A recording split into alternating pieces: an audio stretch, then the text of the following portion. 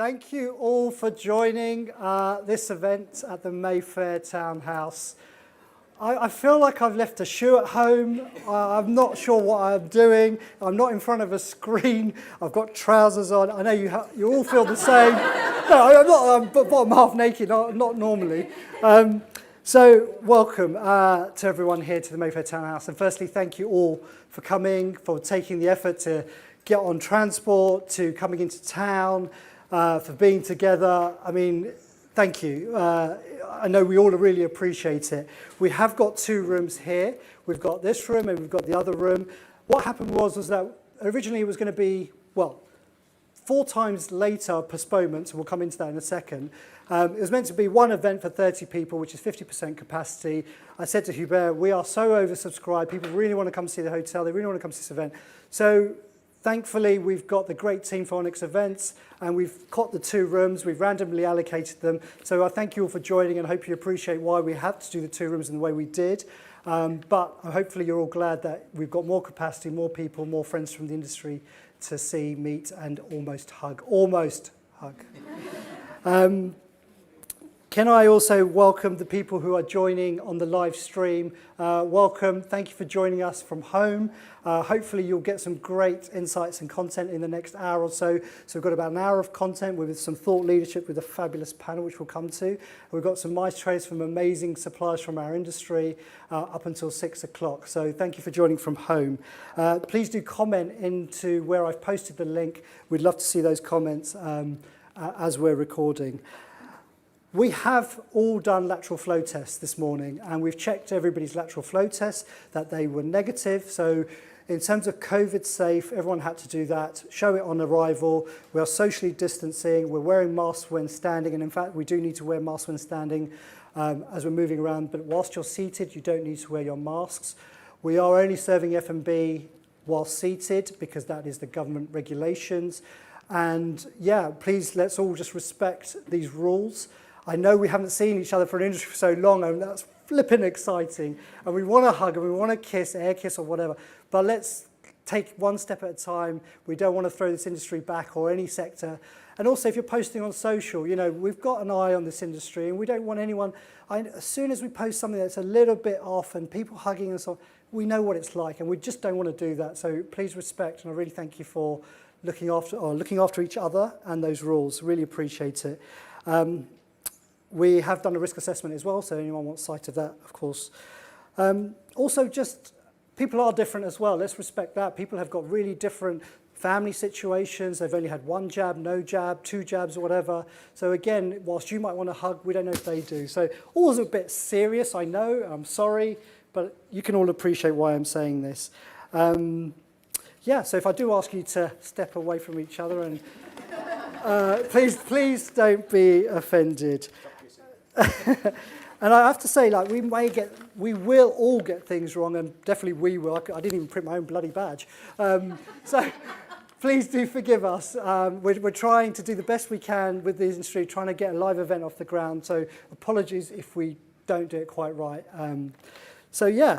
The flow of today, as I said, we've got some great content for the first hour. We've got some great mice trailers in at 6 o'clock. We've got great food being served, great drinks, but you do need to be sat while it's being served, while you're eating and drinking. Then you're free to move around, but you do need to wear a mask. But we encourage you not to stay rooted to the seat that you found, which we quite often do. Actually, this industry probably doesn't, actually. We're all butterflies. But please do move you can circulate room for room. If one room gets too busy, we will ask people to go to the other room to keep that balance of people. I want to say a huge thanks to the Mayfair Townhouse. Where's Hubert? Next to you.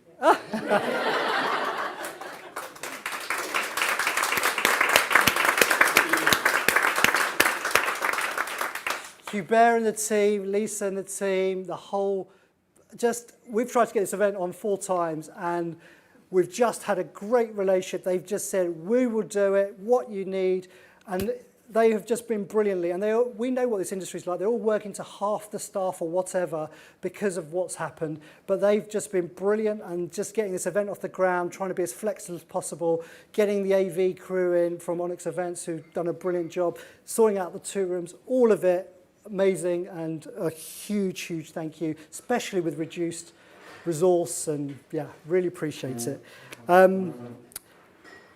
Thank you to my team as well for a whole year of work. Really appreciate all the hard work that the MySbook team has put in place. So thank you to those guys as well. Right, I'm really done talking. I'm sorry, that was a bit of preamble, but it was kind of important.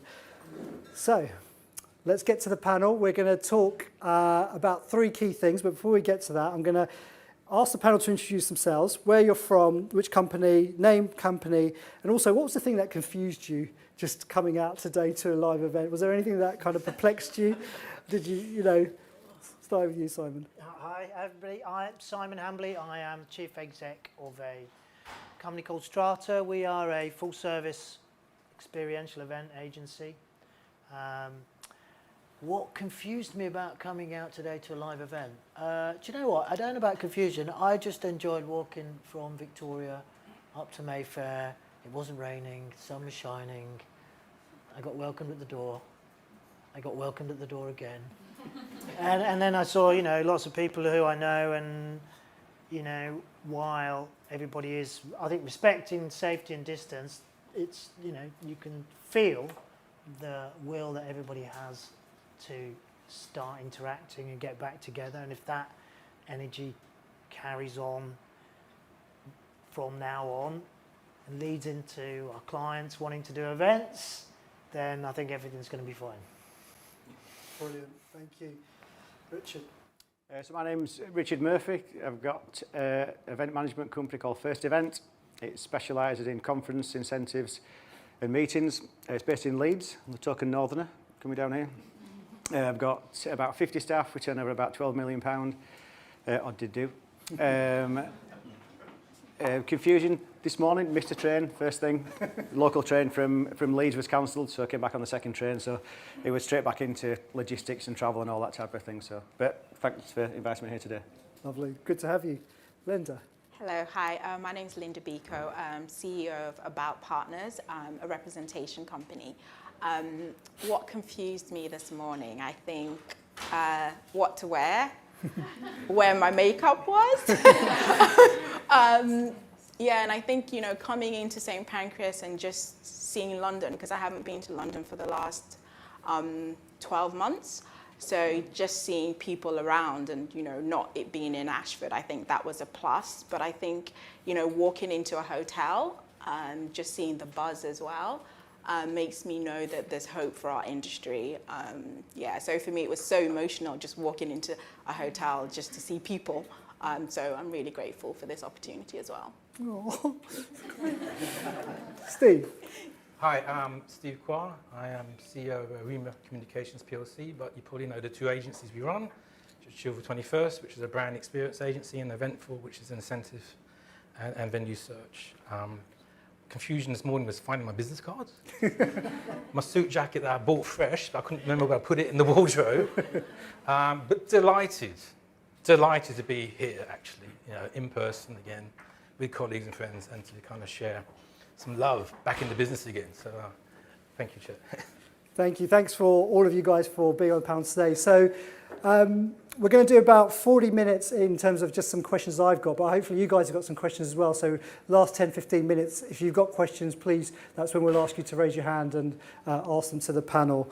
So this is my year to fail badly. I want to go bomb and I want to fail as big as I can, but the point being, I think this is the year to make it in so many ways. So I'm going to either make it or I'm going to fail badly. That's, we've got loads of new initiatives like the V Awards, we've got the Manchester event, we want to do an expo next year, so many things.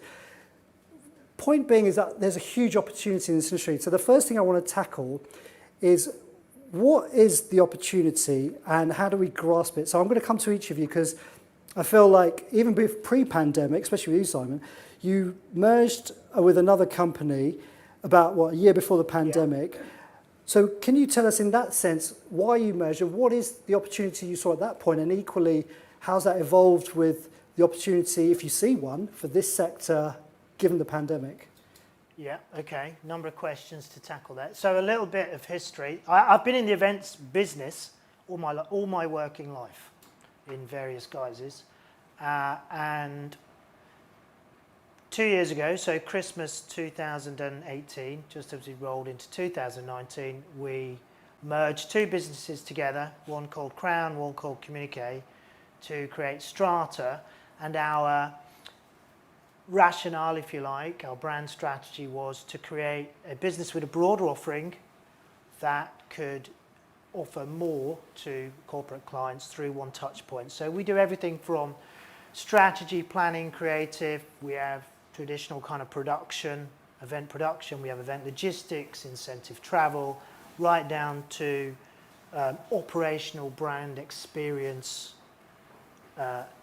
operators who will go out and set up an event for, I don't know, a small car company, or, that kind of more consumer brand experience. So everything from consumer through B2B and all parts of it.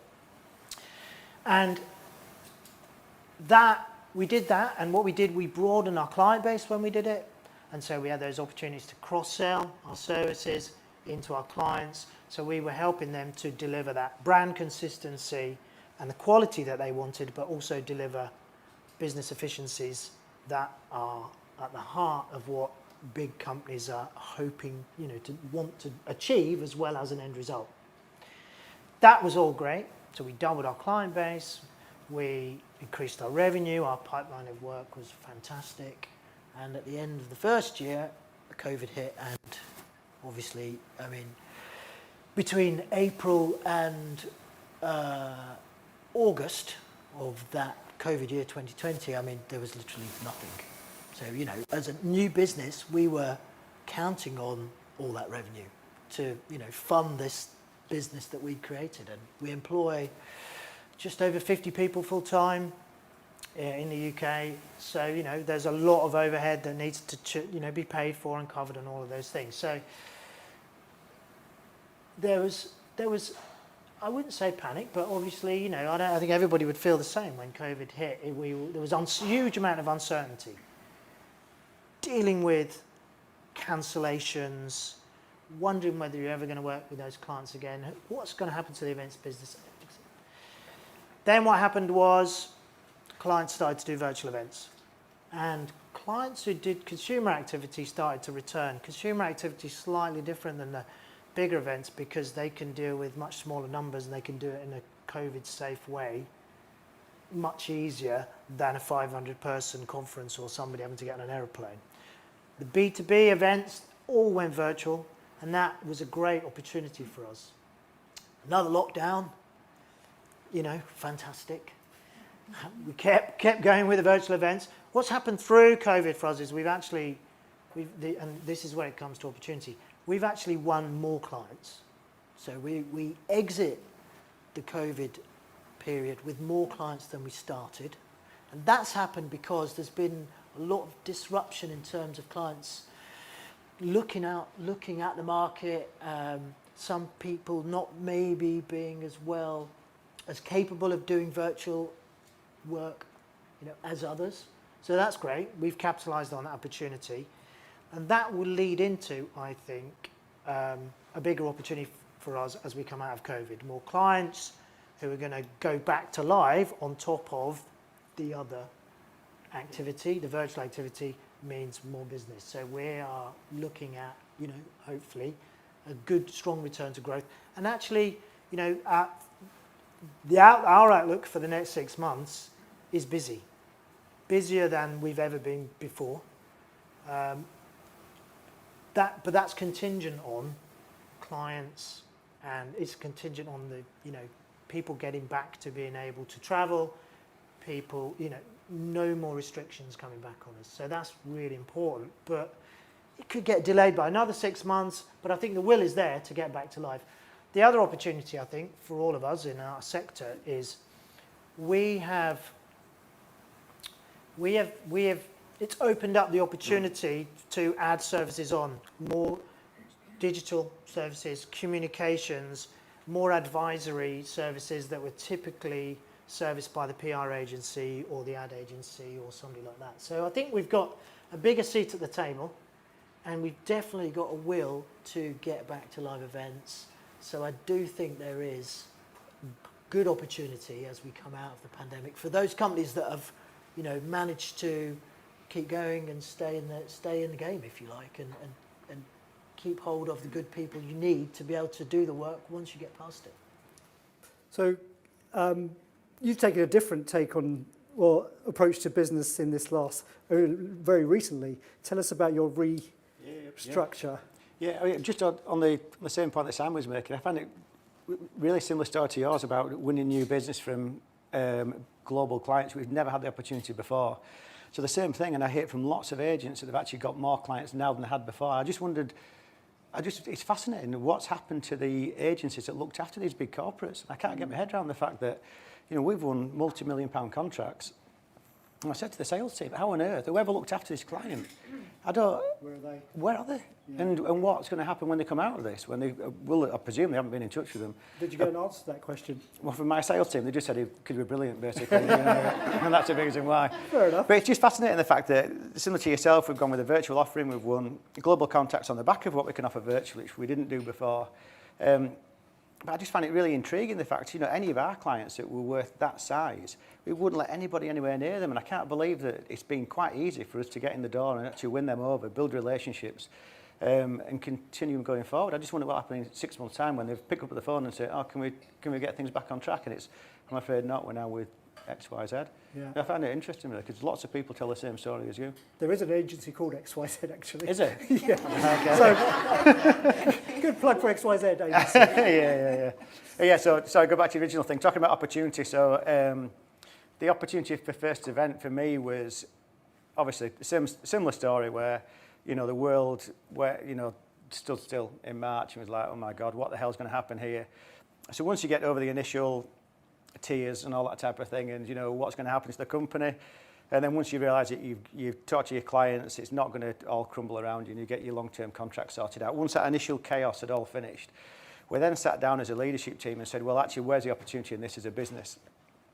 And for us, I think it fast-tracked what we had in planned for the business anyway. So it fast-tracked the 5-year plan we had, which I know there's Max and a few people. Anybody that know First Event, we're quite an employee-led company culturally. So I always say that the people that work for me are volunteers. So they volunteer. They could work for me. They could work for anybody on this panel here. So they volunteer to work for First Event. They dictate the culture. They dictate the standards. They make each other accountable to it. They tell me how we can run the company better. They come up with all sorts of ridiculous ideas, but we end up, putting them into place. And so we said, well, we've got an opportunity now to embrace this. And I think what we found out within the pandemic was people that came forward, basically. So I had members of staff that said, look, give me a 30% reduction so we can keep this person on, which was unbelievable. Yeah. We had people working weekends that didn't need to work weekends. We had people working 3 o'clock in the morning. And so it was a really good opportunity for us to give something back to them. So what we did as a business, we changed it from a business that I own to an employee-owned company. So every single person that now works for First Event is a beneficiary of the company. So they get, so we've got a leadership council, which obviously like heads of department, so they talk about the culture and the strategy and put that in place. We've got an employee council, so we had like a presidential election, like Trump type of thing, which was quite good, which was fantastic because they did like a virtual video to the rest of the company to talk about why they should be the president. But all it turned out to be is people talking about how much they love the company. So it was really quite emotional when everybody saw it. So we did that. So about 2 months ago, the company turned from being solely owned by me to now being owned by all the employees of the company. So, so profits, so it'll be a profit split that will come in there. They can decide on what they want as a business and where it's going to go. And it's just really, everybody talks about empowering your staff and about communication, about ownership. But I mean, there's a lot of bull that goes on with that, to be honest with you. So I thought, put your money where your mouth is. I've got 2 kids, they're 12, 13 and 15, and it's not going to go to them. So I think it makes total sense, and I'm so excited about the fact that everybody now owns a company and everybody can push it forward and drive it forward, and clients have embraced it, we've embraced it. So it's been brilliant, really. I bet your retention is going to be, well, it probably is fantastic, but I bet it's going to be ridiculous. Like, they'll never leave. Staff retention? Yeah, but they'll never leave. Well, that's one of our, it's obviously being based in Leeds, it could be such a great company. We don't have a lot of staff turnover anyway, but it's more about accountability, you know, as in, well, actually that's not good enough, that doesn't, that's what we need to do this, have you done that? You just make it just runs itself far more for that reason, really. And it's just, I say, 3 or 4 years ago, we started doing agile working. So we had a great new member of staff that started to work for us, and they said, look, you're living in the dark ages here, so we should monitor people on output and not on time, basically. So 3 or 4 years ago, we put that in place, so you could work wherever you wanted, whenever you want. Oh, so you were well equipped for... Yeah, so nothing actually changed massively for us when the actual pandemic came in from a working point of view. So we've already had that culture in place, so it just reinforced it. So talk about opportunity, it's totally opened everything up for us as a business and driven it forward. So bizarrely, I quite like the fact we've had it, to be honest with you. I know it's a weird thing to say, but we are definitely a better company on the back of it. Yeah. We've got more engaged people, we've got more clients on board, we've got a different offering for digital and communication side of it, which we've been forced into offer. Yeah. So I know it's a really weird thing to say, but it's actually a good thing that's happened to us as a business, basically, the pandemic. Yeah. Well, you've got to take the opportunity, right? So, Linda, you started your business 4 months before COVID? Yes, Well done. I did. Yes, I did. I had the wonderful idea, I think it was in October 2019, that I thought, you know what, I'm going to set out on my own. And I had a couple of clients, so I was like, you know what, this is it, I'm going to make it. And then come January, it was like a bit dicey, but February was okay. And then March, I was like, oh my goodness. And for me, it was either, okay, I could actually either be completely miserable or really look at the opportunity. So what I started to do was to really see, okay, these are the clients that I currently have. I can continue to work with them, but then I also started to get other partners that I could work with so that we could offer more of a global aspect. But what I decided to do was just not to employ the people, similar to you, but also to give them some ownership of whatever the company was getting. So they would get like profit, plus they would also have a percentage share. So that for me was like, okay, this was the best way to drive people to make sure that we were all accountable together. And then we also started diversifying into digital marketing. I'm completely useless at that, but anyway, I managed to find some experts who were willing to actually come on board and work with me. And one thing that I found is that, especially in the independent space and also small chains, that was such a big opportunity because sales was covered in some aspect, but really looking at their digital aspect, their website, the basic things. And that for me is where, we probably started to make a lot of success roads. And then also diversifying just not from hotels, but also to look at apartments as well. Because what we found was that a lot more people who were traveling were actually looking at staying into apartments. So, being the typical salesperson, we started to go out there hunting, picking up the phone, looking for business everywhere we could. And I think for me, that helped my sanity, because if I had just stopped, I would have stopped as in like a person. I would have just gone into depression. But I looked at it as, you can either get up and make things work, or you can fail.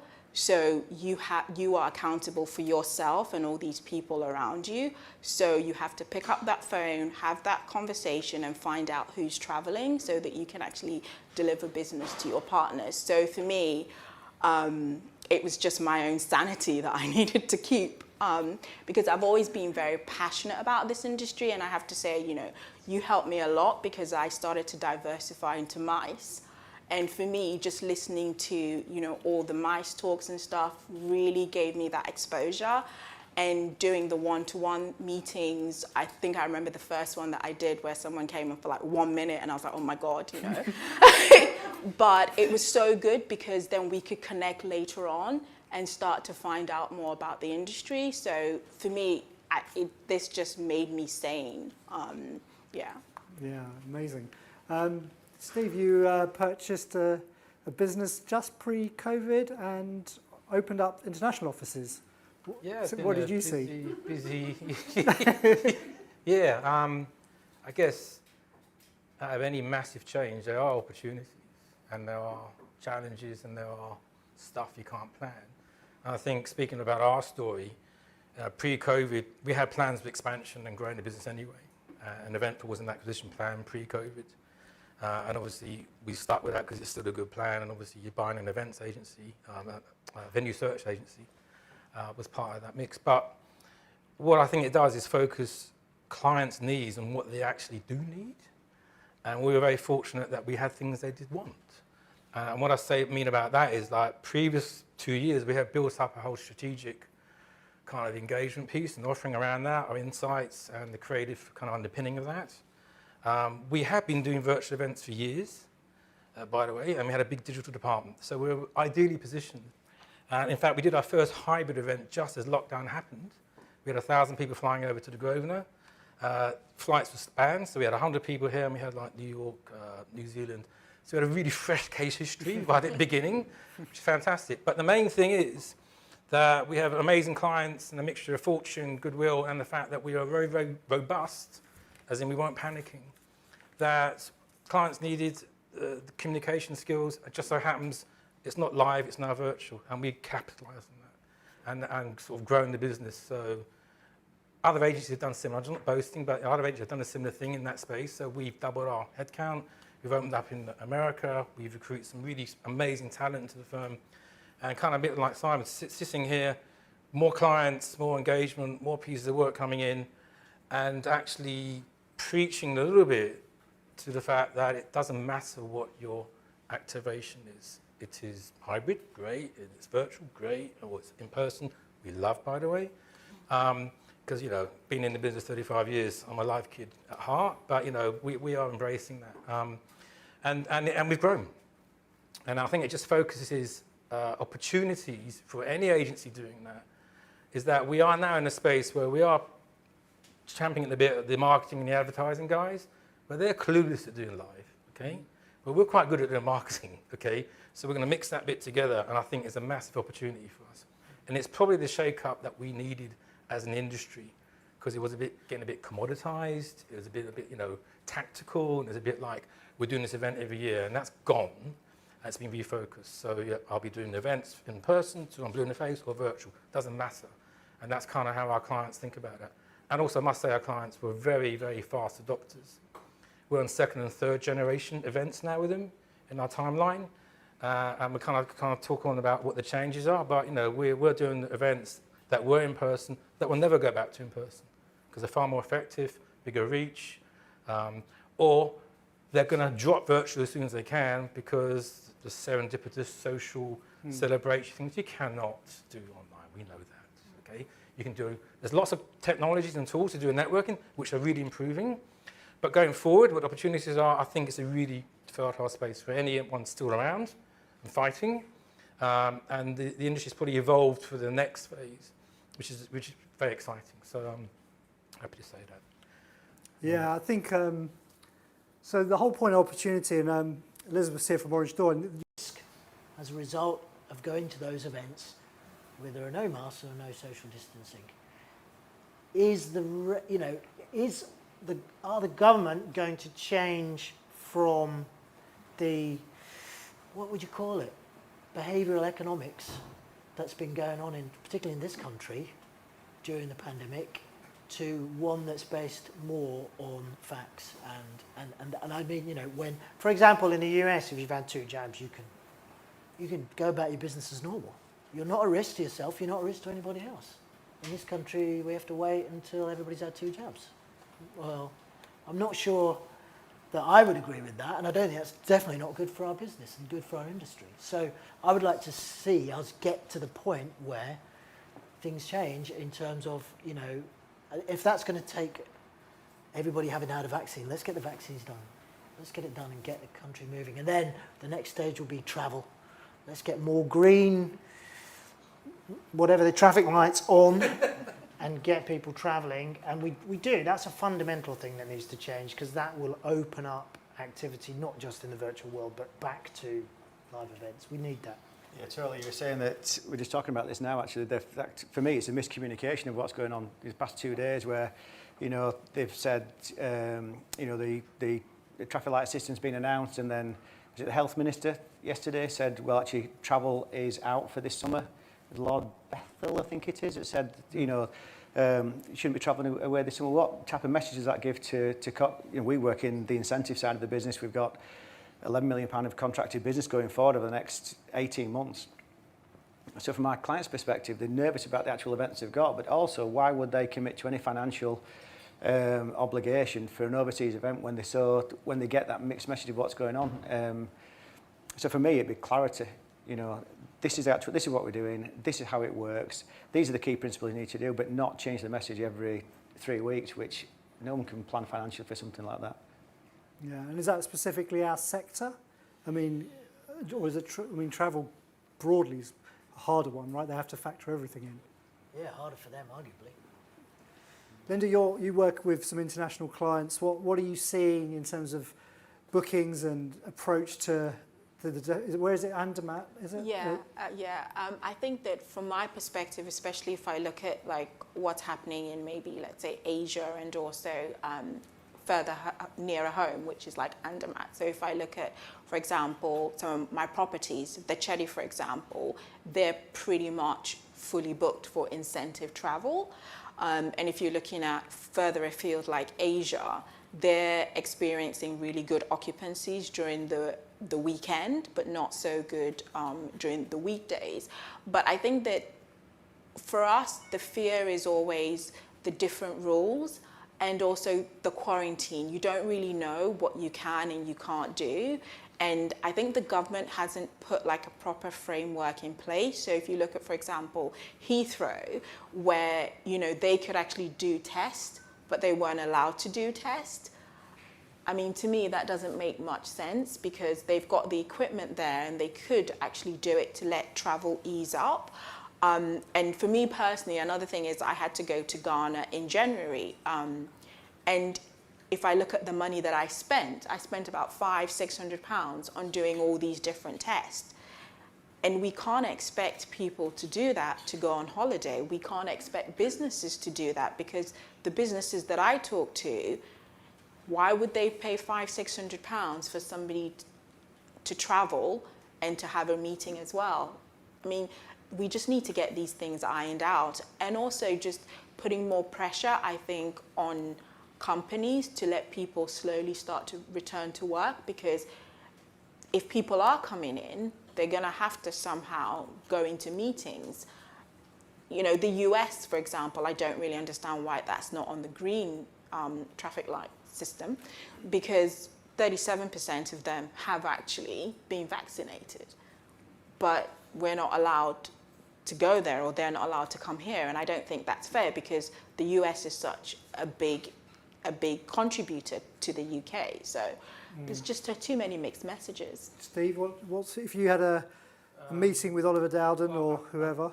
It goes without saying, unless there's a standardisation of COVID safety, let's park that. I think what has to change more from what we do as an agency point of view is putting the audience first, much more in the conversation now, because their world has changed and their kind of needs have changed, and still not thinking of going back to what it was, because that's got to change, because it's going to be different. And I think that's going to be a major change for a lot of clients, is in what's the audience need, what's the purpose, why you're doing it, and virtual may be the perfect solution for that, guys. So, or it could be, again, hybrid, or it could be in person. I also think you should throw all the boxes out, let's say virtual, hybrid, or in-person box. It's just, again, going back, it's a solution to your communication need. And that will change, and that helps us, again, if we can embrace that as an agency, you're much higher up in the kind of conversation piece, much more strategic. And one of the other outputs that we've been successful in is we're getting much longer programs of engagement, as in, so an event used to be an annual event, like we all loved, big stars, and they're doing those over maybe 3 events, or 12 events, or a program, and that's great for us, because it's a longer conversation, and just much more a newer space. It's also quite exciting as well, I think, and I think that's what's not got to change, that will change, and that's for the good. But underpinning that, it's still a crazy world of can you travel until international travel comes back, forget whatever the discussion is, without I think it's a justification of travel as well. Yeah. Totally changed society where, there was a thing in the press this morning from HSBC saying they've saved £100 million on travel and discretionary spend. We were talking about this before, weren't we? So you know, from for a company like that, then it's going to be, there's a massive cost saving for them, and yet the results are still fantastic. So there will be a massive thing on ROI going forward. That why is this event worth £1 million to be thrown at? Why can we do it? Why should we do it? And is there a different way we can do it? We could save money, and that will have a long-term impact about the event industry definitely. So do you think? Sorry, go ahead. And another part of this pie is I think the data part, and you know, all the hype around that digital bit. But for us, it's kind of a new territory, and we're interpreting it in different ways. Yeah, and we're going like first event 60% retention, 8%, 95%, or when's the next one on? Yeah. So again, because we're good at engagement with audiences. So again, going back to that piece, so that data piece is really powerful. KPIs, ROI, etc., means you can get more value, more budget, more engagement, more piece, and they're going to do more of it. So you know, it's a self-fulfilling cycle. The data piece and the KPI, you can't measure. That's the problem. Always been a problem with our industry, right? Totally. You can't measure the conversation I'm going to have with someone just as I'm going over there to get a drink, and it clicks into my head. I remember I'm speaking to Paul Manfred, and he told me about the Birch, and we've got an event there now. And that was just a random picnic conversation that we had, and that was just because we were together, and we wouldn't have had that. And so there is a challenge we've got because the data piece isn't there. So how do you overcome that? Maybe you don't overcome that type of thing. But then if you have to sell into a client who says... But I think we've, as an industry, we've ignored it, by the way. I think we've gone... We didn't really have it. Didn't have it, We you didn't know. have it, Well, we have surveys like, was it good? Yeah. Yeah. Or very, very good. Oh, everyone said it was good. You know, so I mean, seriously, because people are afraid of it, and you know, and that's being brave and bold about it. So, you know, I think that's the change as well. Going back to the purpose piece again, and why am I doing this, dear client? It's them saying, they're going back, we do it every year. That has gone. Because you're not going to do it every year, because it's for all the reasons, health, safety, finance, CSR, having talked about the whole kind of D&I's part of this, is important now. So, yeah, I think that's because we're new kids on the block in some ways. Yeah, the advertising guys, the marketing guys, the digital guys, they didn't know what to do with it really. Yeah, and when we applied it to X number of views, so what? Yeah. What do they watch and how long were they on there? And actually, next time I go on to it, I'll give you the piece of video you want to watch. That's important. And we're doing a lot of on-demand stuff now. You know, so we're completely moved in a new space. But we're still live and events and it's still engagement. So that's powerful. But maybe I'm not... Isn't the danger or the issue is that you've got that data with, say, a virtual event or hybrid. With a live event, you've got the data of who comes and then the questionnaire, but you haven't got any way to measure those random serendipitous, can't say the word, conversations, which leads to who knows what. There's no measure. So, but then if you look at one event against another, you can see data at that point or that channel, but you can't see at that one. So you deem that one more valuable, and you drop that one, but that one actually possibly was more valuable. That's what I'm trying to get at. How do we overcome that? I think that's pre-COVID. I think post-COVID it won't be that way. I think you're going to have any event, you're going to have some sort of data or pre-engagement piece around it. If we're doing an event, that's what we're going to recommend. You know, previously, you know, campaign approach to a lot of our events wasn't. You register, you turn up, do a great gig. Very successful in those measurement points terms, but going forward, I think you need to measure that, and you need to do that, because you're going to have to qualify it. Yeah, totally. I think all the data that's come out of the virtual events will be transferred onto live events, so I it'll make think them that's far the more wake-up accountable. call we had, Definitely. Yeah, I think, the push to virtual means we've all invested a lot more in people with real digital skills. Yeah. And the spin-off benefit of that is when you start to apply that thinking to a live event, and a lot of it mobile-driven, pre-event, during the event, after event, the quality of data you get from that is so much stronger than what would have been a happy sheet. Yeah. That we're only just, I think, starting to discover what that is worth. And when we can start to put real value on that, then our value goes up with the clients, and it's just kind of self-fulfilling. So I do think that is. And to add to that, yeah. Simon, there's also pre-COVID, there was just wearables were coming in. Yeah. With the intelligent data acquisition to do with around how the usage was, how the experience was. So that's going to come back again. And technology is a great enabler. And ultimately, we're all being digitized. It will end up, will be a pixel with some data behind it in years to come. You can't ignore that. You can't fight that. So let's embrace it. And I think there was a lot of pushback for in more production-based type of approaches, more, absolutely, it doesn't apply to parties, okay? It won't apply to a festival. Well, it might do actually, it's marketing. But I mean, but again, it's just evolving, and that's what happens. You need a change to make things happen. COVID's been that catalyst. Would you say we are at the infancy though of this? Yeah, I think so. Okay. I think so. And to the other point, recruitment. Are we now looking for different people? Yeah. There's different skills there. Completely. For example, like what? We employed 4 coders, and we've got 2 web-based designers, whereas beforehand we had a coder that built registration sites for us, and we had 3 graphic designers. So now we've got a whole digital department. We've got digital marketing person, web coders, one guy I've never met. He just sits in his room with a baseball helmet. Yeah, an interview with a hoodie. I told him this stuff. We interviewed him online, and he was, a great guy, but he just didn't want to come into the office, which is brilliant. It's amazing what he does, but it's just a different, from an obviously the event industry, we're all control freaks, aren't we? So it's quite strange to actually have a guy working for us for 3 months and then met him. Yeah. So it's just totally it's a different. We've got a full digital department. It didn't ever exist 12 months ago. And then feeding down, does the event management courses, do they need to really look at their courses and their modules now? Or I think, here's another sort of anecdote. So like, if I was on a desert island, I want to be with event people because they can sort shit out, yeah? Okay. you would be or you wouldn't be? I would be, Oh, I you would be, be, yeah? okay. And now we've got all these people in our team, we know what to really do with these guys to make them effect. So as I said, it's new toys to play with. So, sorry. Swearing there. Anyway. As well as the recruitment, the people that work for us, a lot of those have evolved during this period. They've all learned new skills. And I think you're right in terms of the event management. Do they need to evolve with the business? Yeah, of course they do. Will they evolve quickly enough? I don't know.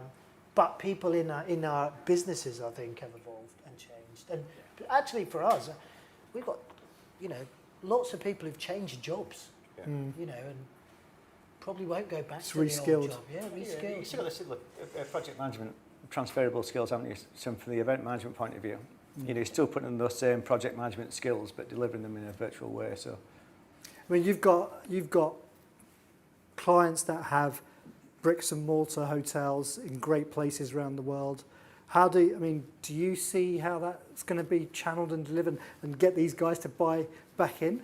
I think that one thing that a lot of them have been focusing on is their digital presence. So they've been doing a lot of work on their digital presence and really looking at how they can enhance the overall experience. So you won't be able to maybe invite people over for a fan trip, but how can they still give you that experience?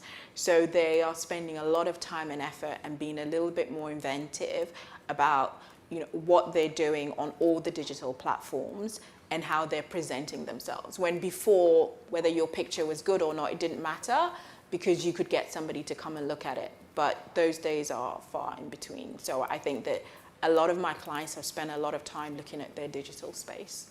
And is that like the 3D virtual tours? And I guess it helps with sustainability. You don't need to fly. Well, you can't fly at the moment. But you don't need to fly for every site inspection. You can virtually do that, yeah.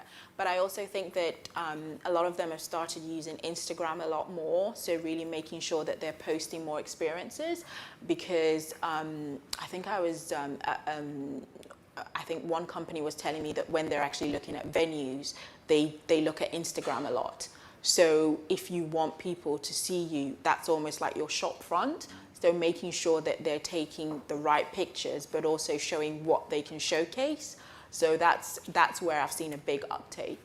Sorry, you want to come in? Well, I think we're all talking about digital and virtual, which is great. But I think you highlighted something that does point, I think, to why live will come back and why it will still be a powerful thing that businesses will spend budgets on, and it's because of the intangibles.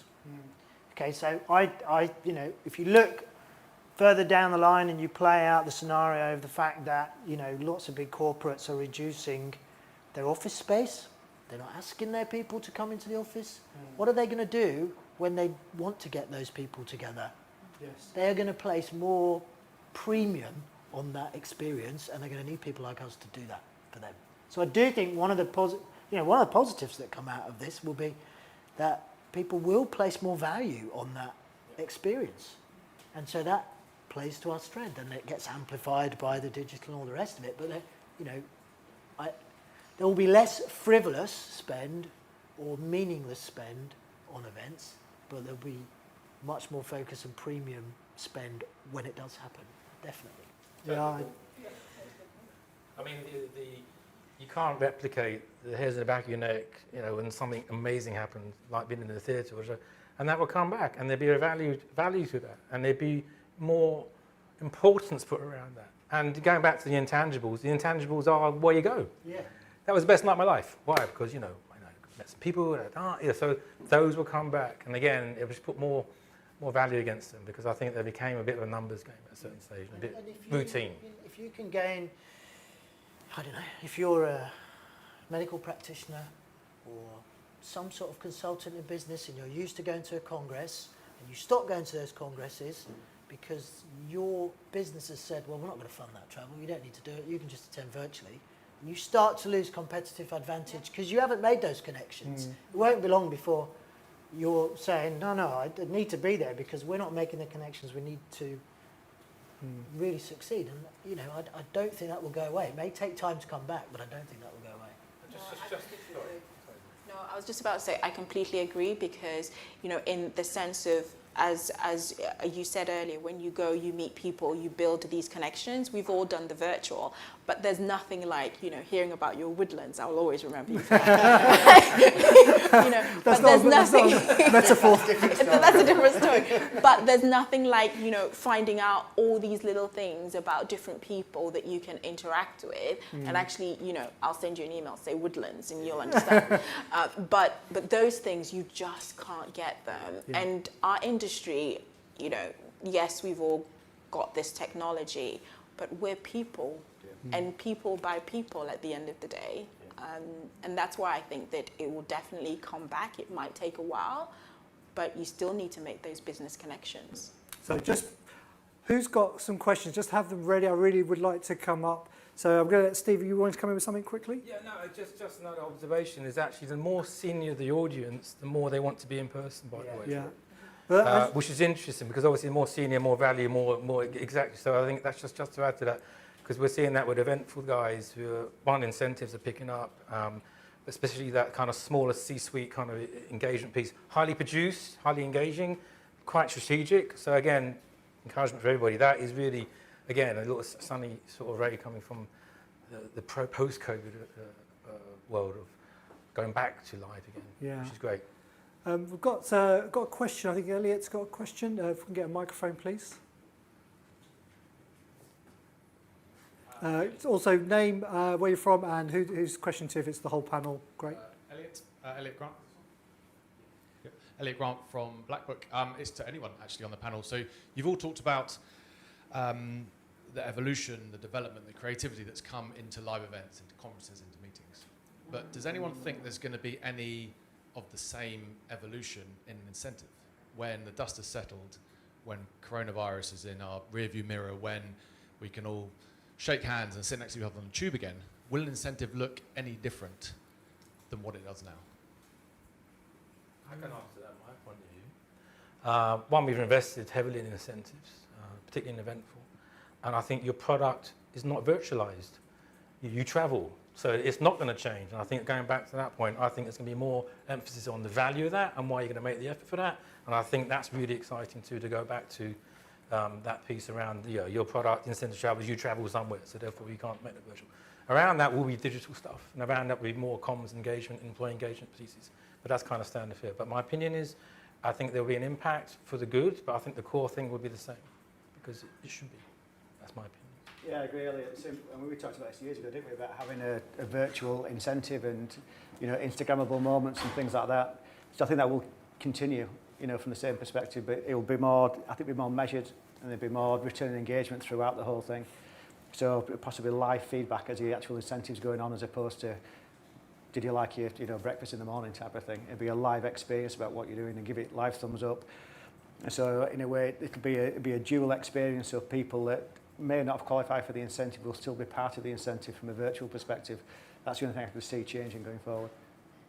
I've got a question back to you, Elliot, actually. You're the one of these people that I know goes and finds the most craziest place in the world to take people to, which you're renowned for. But do you think that will change in the short term because of people's comfort level, sensitivity, or do you think actually that's where I'm going to put my best foot forward because that's what I love and do? Yeah, I think, sadly, I think the answer is no, people will stay safe for a while. Not necessarily because, I think there'll be two types of people. There'll be people who are like, I haven't been able to travel for a while, I'm desperate to go anywhere, and I want to experience, I've missed a year and a half's travelling, I need to experience the world. There'll be others who are like, I'm not comfortable doing this, there's too many hurdles for me. And unfortunately, our clients, all of our clients, have to cater for that lowest common denominator. You can't plan trips, you can't plan events based on this one person who you know is going to love a trip to here. You have to make sure it appeals to everyone. So sadly, I think in the short term, it'll be safe bets for a while. Yeah, we've seen the trend in short-haul destinations compared to long-haul ones just for that very reason. Who else has got a question? Anyone else at the moment? Yes, please. Hi, I'm Lizzie from Oddity Events and Marketing. I had a question for you all about managing your team. So I hired my team in February 2020, and then 2 weeks later we went into lockdown, and I've had to really pay a close attention to them and their diversification of their skills. How do we, as we move back into traditional event management, encourage them to go back to their old skills and hone those and get used to doing that again, but not to, I guess, forget about the digital stuff and make that really important? I've got a really small team, so any advice on that would be really helpful. So you're talking about the engagement of your own team, is that what you're saying? Yeah, so they're event managers by trade, but obviously we've had to add more strings to our bow, as you say. But I feel like there's going to be a lot of things that they have to focus on, and what your advice would be, whether they should focus on what they're known for, or whether I should keep pushing forward with the digital skills.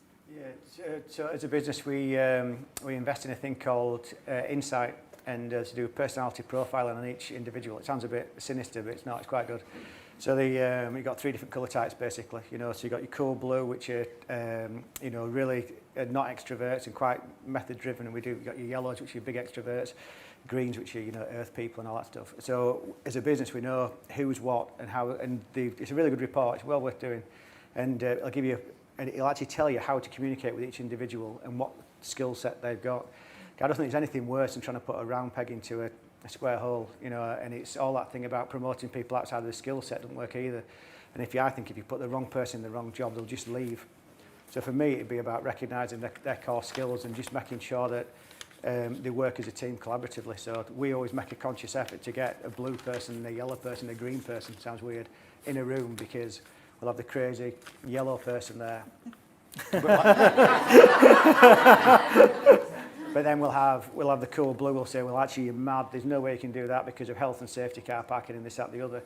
And so collaboratively work together to get the result. So for me, I'd get a deeper understanding of your team, and ask them what they want as well. They'll tell you what they enjoy and what they're good at, and people will shy away from what their core skills are. And I'd also celebrate it as well.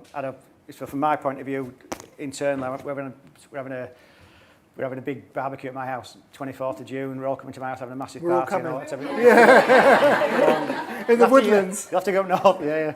But so I'd break all those barriers down, particularly working in a virtual world. The first opportunity you've got, if you're comfortable with it, I think it's massive to get people around and just everybody chill out, everybody relax, and just, we've got through it together. And it just reaffirms your values and what your culture is and your team, really. So I get to know them, and I just have a big party, basically, is what I do. It's your answer to everything. We've got a question over there, lady over there. Hi, Tony from Cheerful 21st, just joined Steve and the team there. Just a question. We've spoken really, really positively about the opportunities within our industry, which anyone that knows me, I'm all for the positivity, but I'm just really interested as well about the challenges that we might be facing with the industry. So, for example, maybe a lack of, losing talent who maybe had to make decisions and moved out of the industry, or those that have been out of the game and need to get back in and get game ready. Just what we see as the challenges and how we think we can overcome them. Yeah, I'll say it. So yeah, I think there are lots of challenges. We were being quite positive. I think there are huge challenges. Huge challenges that come with the next 6 months. Talent, definitely one. Some people have, well, on a number of levels, some people have left our industry and are never coming back. If we had certainty over what was going to happen, we'd hire more people tomorrow. So you're in a difficult position where you can't really commit to enough of the resource you might need if it all happens, and therefore that's going to create pressure and stress and all of those things at some point. Other issues, I think, contractual issues around just being able to make, clients want contingency built in, and it's not what it was, and all that risk is on us. It's on, no, I'm not going to pay for that venue. We have to cancel the day before because of COVID-19. That's, so all that risk has come onto us, I think. That's a huge concern as well. So I think managing through this period of uncertainty is going to be incredibly difficult. Yeah, I think mental health is a big challenge as well for us as an agency. You've got obviously different personality traits, and people have been working remotely. Virtual is massively stressful. Our industry, we're all control freaks, and for virtual, there's so many things that are outside of your control. I think it's had a huge impact, certainly on my team, for just being really aware of the mental health. I think it's a big challenge going forward, and social anxiety coming back into the workplace as well. All that imposter syndrome and all that type of thing. So certainly for us as a team and a leadership team, we're really aware of that. So I think that's a big challenge, getting people on board and getting them engaged, but also be aware of that mental health side of the business that needs to be looked after. Yeah, I definitely think the mental health side, because I think that, even coming here, we're not sure what we can and we can't do, and thank you for giving us that really good brief of what we can and we can't do. But I think that, individually, whilst we're all excited, you have some people who are really anxious, and a lot of the clients that I've been talking to, or people that I talk to, we just don't know how to behave when we go to events anymore. And I think that that's something that we need to start to make people feel a little bit more comfortable about as well, and respecting those boundaries. But I think mental health, on the positive, I think that now when you get on phone calls, people actually ask you, how are you? And they really mean, how are you? As opposed to a ticking box. So I think that this has maybe allowed us to all become a little bit more feeling, should I say, and genuinely want to know how people are. So I think it's been negative and positive as well. Okay, it's up to 5:30, so I want to stick to time. Thank you so much. Big round of applause to the panel, please.